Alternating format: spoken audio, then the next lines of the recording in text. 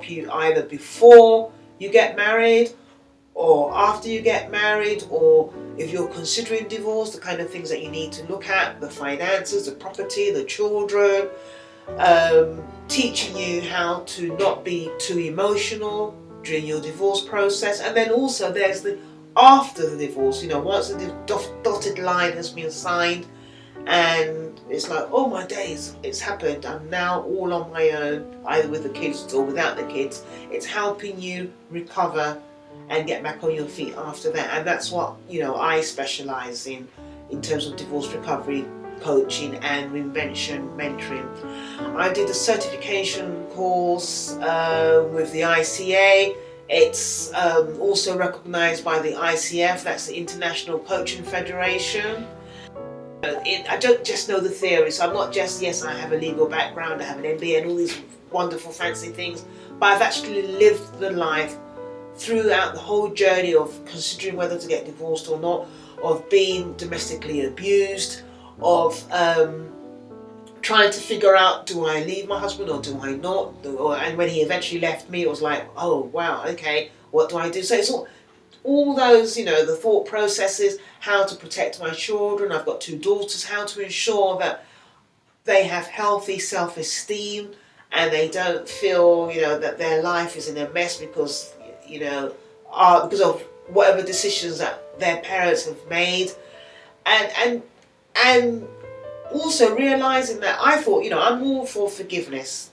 There are some people that aren't. You find that some people go through this journey and they are bitter, they're traumatized, they say they would never forgive, they can't move on, and that's normal, and I'm not judging you. For me, I'm all for forgiveness. I've got a fantastic workshop that I run called Forgive and Let Go, and it's not about what your partner might have done or what that situation is. About you. Forgiveness is all about you. It's a choice. You can either forgive or you can decide not to forgive and live in bitterness. Now, I always say, rather than being bitter, be better. Let that situation that you've gone through, that trauma, that terrible thing that he's done to you, or you might have done to him, because I don't know, it doesn't always have to be his fault or her fault, depending on the kind of relationship that you have. But the blame game, forget about the blame game. It's about being able to forgive yourself. That's even more important than forgiving, the other party. Being able to forgive yourself from the mistakes you might have made, from the decisions you might have made or not have made, from either your actions or inactions. Because if you forgive yourself, then you're really, really going to be able to move on. Now, the divorce recovery coaching course that I did and I'm now certified in really helped me through that journey. I thought that I was okay, and I realized I was really far from okay.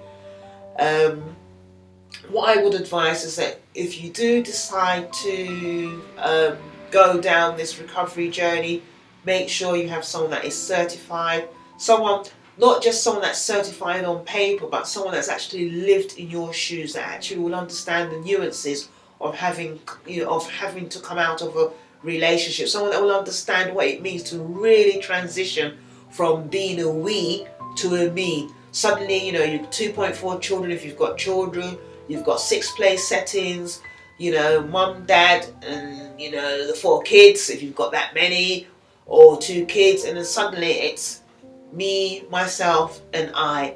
And if you've got kids, so it might be me, myself, and the kids. And how you transition, what do you do, how do you do parents' evening, how do you communicate with your ex-spouse or your husband to sort of say, so-and-so, Sally's acting up, what do we do? Or Peter's got a girlfriend, what do we do? Or Suzanne wants to come home at 11 o'clock and she's only 13 years old. How do you have those discussions? Do you do joint parenting? Do you do co-parenting? Do you do single parenting? That's a whole raft of things that you need to consider. One of the things that people need to understand is that there is a difference between being a coach and being a mentor and being a therapist or a counsellor. Now, a counsellor would help you to uncover what's happened in the past. So you might have some hidden issues from your childhood, that have really sort of formed you and developed you and made you who you are today. Things that have been kind of instrumental to making you who you are today, but have also been hindering you from moving forward. But a coach like myself, we talk about your future.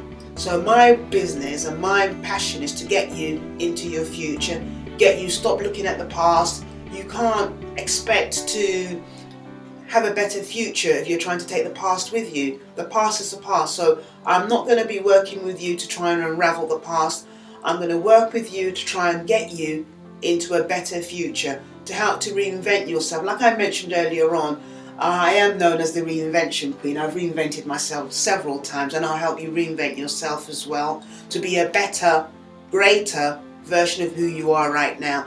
So as a wife or as a partner, and if you're a mother as well, you tend to lose yourself in that role. You want to be the best wife, the best partner, the best mother that you can, and that's all right. That's what it's supposed to be. I'm a romantic at heart, so I'm not going to knock marriage. Marriage is fantastic. Partnership's fantastic. We all live happily ever after. That's what we all want. It doesn't always work out like that, but I'm going to help you to work on yourself, to help you realign yourself with who you are, to help you rediscover who you are and redevelop who you are as well. And that's what a coach does. A coach helps you to set goals for yourself, to take little baby steps to step into your future. So what do I need to do now to get to where I want to be? So I've probably asked you questions like, what does your ideal future look like to you? You might not be there now, and that doesn't matter, but what do you call your ideal future? Does it mean you losing weight? Does it mean you traveling the world? Does it mean you going on a course? Does it mean you re-educating yourself? Does it mean you cutting all your hair off? I've got short hair, so that's what happened to me, cutting all your hair off. And, does it mean you having a facelift? If that's what you're, well, I don't know what it means to you, but whatever it means to you, and I'll help you to take those baby steps. We'll set goals. We'll talk about maybe limiting beliefs that could stop you from moving forward. What are those limiting beliefs? Oh, I'm such a failure. Oh, no one's ever going to want me again. Who's going to love me? After all, my ex-husband or my ex-partner said I was rubbish, so I must be rubbish. And all those limiting beliefs that that we tend to have, those gremlins that every time we're trying to make a step forward, they take us 10 steps backwards. I'll help you through that journey. It's a lovely journey. It is traumatic. I'm not going to tell I'm not going to give you sort of any illusion. It can be traumatic, but you will, with me, emerge on the other side better, bolder than you've ever been, reinvented, released, passionate about your new, your new life and your new you.